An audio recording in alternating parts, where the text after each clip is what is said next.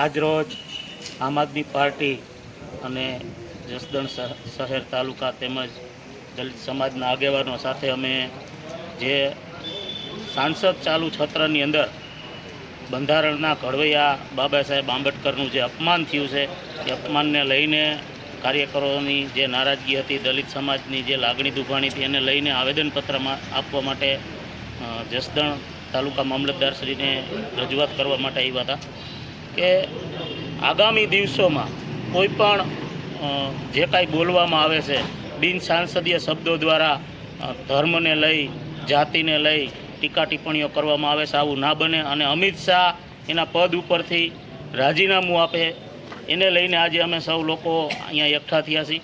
અને દિન પ્રતિદિન જે આ આંદોલનો ઉગ્ર બનતા જાય છે તો યોગ્ય જગ્યાએ અમારી રજૂઆત પહોંચે અને નિષ્પક્ષ રીતે જો રાહુલ ગાંધી ઉપર ફરિયાદ દાખલ થઈ શકતી હોય, એ પણ એક સાંસદ છે, તો અમિત શાહ ઉપર પણ ફરિયાદ દાખલ થવી જોઈએ. એને લઈને આજે અમે જસદણની અંદર પણ મામલેદાર દ્વારા 2 લોકોની એપ્લિકેશન આપી અને ફરિયાદ દાખલ કરવા માટે આવ્યા છે.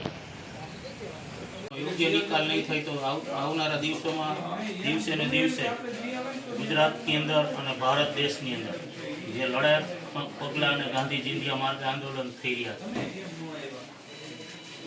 એટલે આપ સાહેબને અમારી એવી વિનંતી છે કે યોગ્ય જગ્યાએ એની રજૂઆત પહોંચે અને ન્યાય મળે. ભારતના બંધારણના ઘડવૈયા અને વિશ્વ વિભૂતિ ડોક્ટર બાબા સાહેબ આંબેડકર વિશે અમિત શાહે જે શબ્દો બોલ્યા છે કે આંબેડકર આંબેડકર બોલવા કરતા ભગવાનનું નામ લઈએ તો સાત જન્મ સુધી સ્વર્ગ મળી જાય. પણ અમિત શાહને ખબર નથી કે પોતે જે અત્યારે જે પોઝિશન ઉપર છે, જે ખુરશી ઉપર છે, એ બંધારણ થકી છે અને બંધારણ ન હોત તો કદાચ એ પણ ત્યાં ન હોત. અને દરેક આખા દેશની દરેક જે એસસી એસટી ને ઓબીસી જાતિ છે એ આનું સ્વર્ગ બંધારણ થકી મળ્યું છે. અત્યાર સુધી એમને કોઈ અધિકાર નહોતો અને અત્યારે જે અધિકારો મળ્યા છે બંધારણ થકી મળ્યા છે. એટલે એસસી એસટી ઓબીસી અને માઇનોરિટી માટે ડોક્ટર બાબા સાહેબ એ જ ભગવાન છે. એટલે અમારા ભગવાનનું જે અપમાન કર્યું છે તે અમે સાખી નહીં લઈએ અને સખ્ત શબ્દોમાં અમે વખોડી કાઢીએ છીએ. જ્યાં સુધી અમિત શાહ રાજીનામું નહીં આપે ત્યાં સુધી એસસી એસટી ઓબીસી અને માઇનોરિટી સમાજ જપશે નહીં અને ઉગ્ર આંદોલન કરશે. બસ આજ અમારી માંગણી છે.